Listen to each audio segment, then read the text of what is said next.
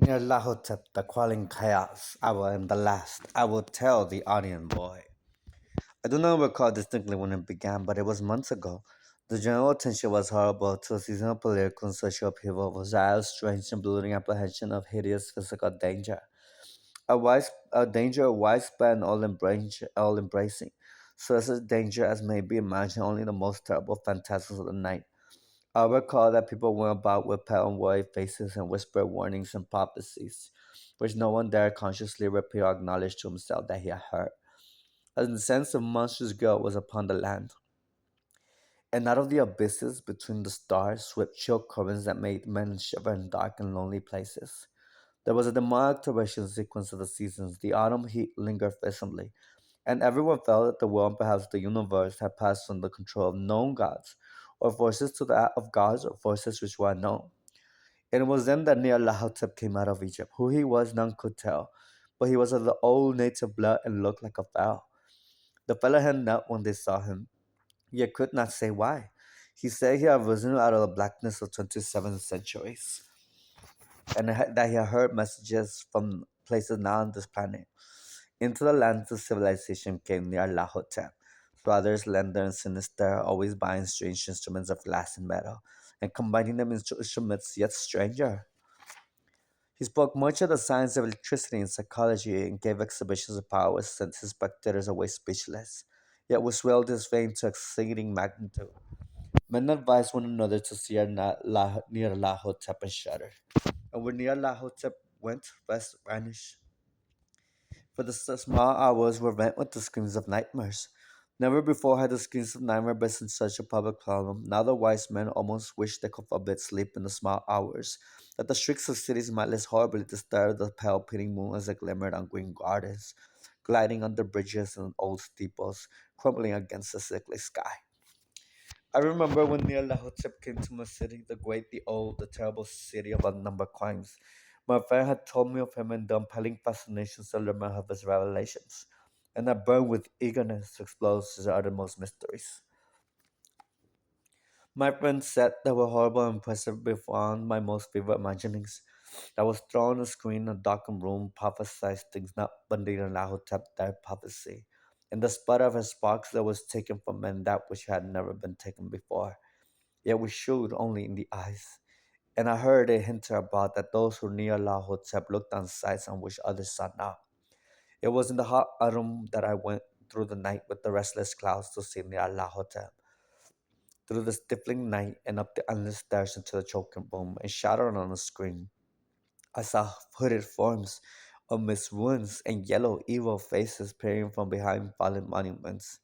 And I saw the world battling against blackness, against the waves of destruction from ultimate space, whirling, churning, struggling around the dimming, cooling sun.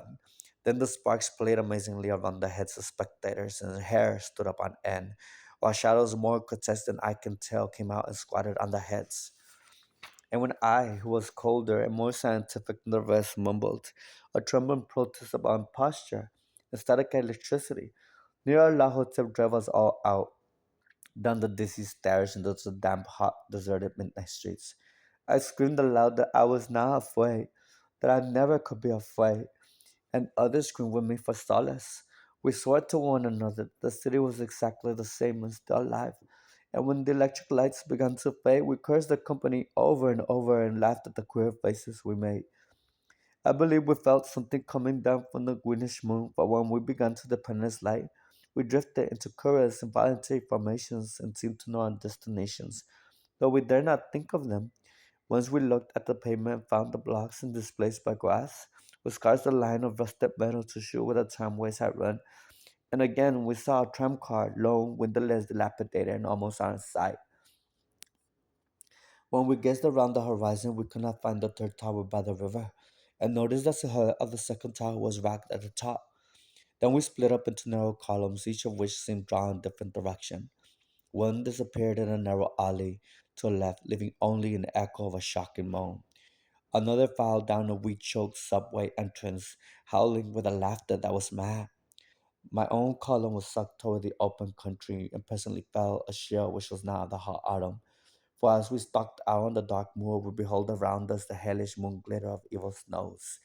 swept asunder in one direction only, where lay a gulf all the blacker for its glittering walls.